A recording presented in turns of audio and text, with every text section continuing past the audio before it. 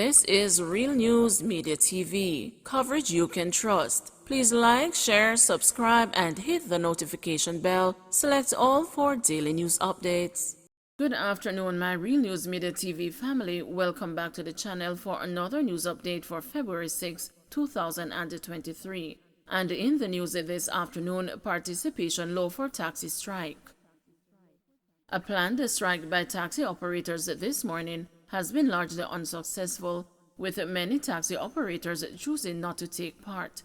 The island-wide strike organized by One Voice Transportation Group is slated to take place over the next 3 days.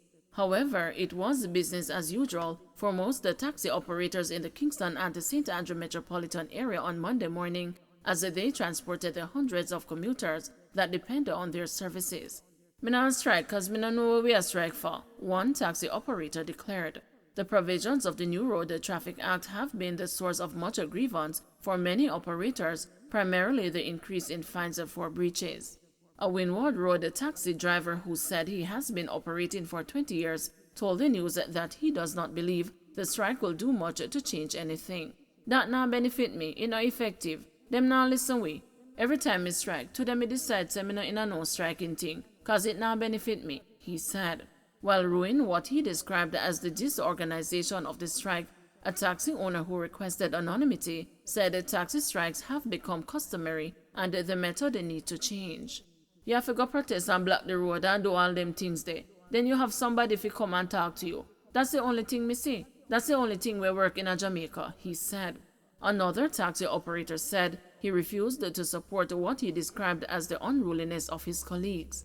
"From 2018 I don't get a ticket because I follow the rules of the road. If you follow the rules of the road, you don't supposed to get no ticket. And if you get a ticket, you have two choices. If you're guilty of the ticket, you go and pay it at the tax office. And if you're not guilty, you go to court and contest it. Them get this heap of ticket and pile up, and them don't go court and them don't pay it. Them very unruly," he said. Meanwhile, Lorraine Oscar Finnegan, Director of Communications at the One Voice Transportation Group, believes that the protest action was unsuccessful because other organizations undermined it. There are other leaders in the sectors that have been out yesterday in meetings advising the operators not to go on strike because they are batting on their behalf with the government, he said. Stating that taxi operators in Spanish Town, Brownstown, and the sections of Otrius have withdrawn their services, Finnegan said he expects the numbers to pick up. "We at One Voice are strongly of the opinion that as the day progresses, the withdrawal of service will develop, and it is not just for 1 day. We are going minimum 3 days, he said. Man arrested following seizure of pistol in Ramble, Hanover. A man was arrested following the seizure of a pistol on the Ramble Main Road in Hanover on Sunday. Reports from the Ramble police are that about 1 a.m., lawmen were conducting a vehicular checkpoint operation in the area when the rider of a motorcycle was signaled to stop. He was accosted, searched, and the weapon, a .45 Ruger pistol, was found in his possession. He was subsequently arrested on reasonable suspicion of illegal possession of firearm and ammunition.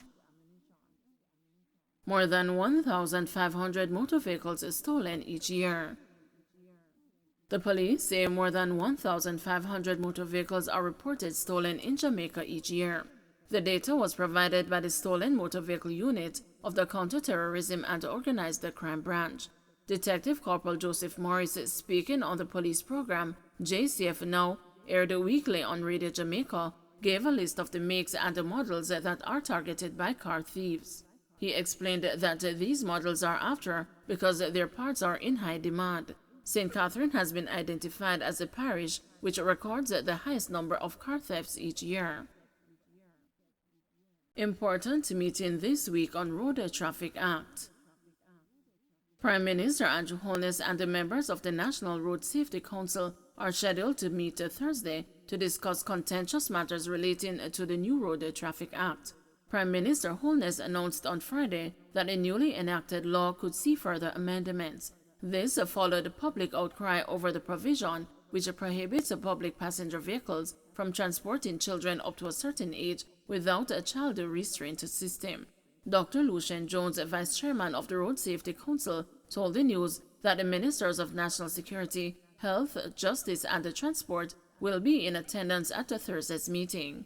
Assistant Commissioner of Police Gary McKenzie, head of the Public Safety and the Traffic Enforcement Branch, has confirmed that the police have been directed to use discretion and allow children to be transported on the back seats of public passenger vehicles without a child restraint system, while the authorities contemplate further action on the matter. Justice Minister urges citizens to do more to curb crime. Justice Minister Delroy Chuck is insisting that law-abiding citizens can play a major role in curbing crime and violence as well as road fatalities. Mr. Chuck made that declaration this morning during his address at Restorative Justice Week 2023 National Service at the Salem Baptist Church in St. Anne.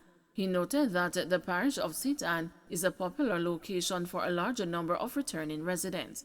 However, he says crime and indiscipline on the roads is cause for concern for those seeking to return to Jamaica to enjoy their twilight years.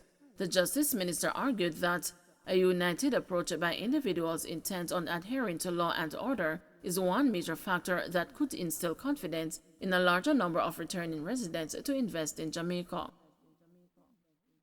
Doctors on contract to receive salary increases and retroactive payments. The Ministry of Finance and the Public Service has agreed to make retroactive payments and grant salary increases to doctors who are now on contract in the public health sector. This was disclosed by President of the Jamaica Medical Doctors Association, Dr. Mindy Fitzhenley. In an interview with the news yesterday afternoon, Dr. Fitzhenley said the association met with officials of the Ministry of Health last week to discuss several major issues of concern to the doctors. The JDMA had rejected the position of the Ministry of Finance that doctors currently on contract will not be receiving retroactive payments under the Compensation Review Program. Dr. Fitzhenley said she met with members of the association last week to update them on the new position of the Finance Ministry. Licensed firearm holder under investigation after companion shot. A licensed firearm holder is under investigation by the St. Elizabeth Police in connection with an incident in which his companion was shot during a domestic dispute Sunday afternoon. The news was informed that a licensed firearm holder and the woman were engaged in an altercation in his motor vehicle in Goshen. During an alleged tussle, the woman was shot. She was rushed to Mandeville Regional Hospital for treatment. The extent of her injuries is not yet known.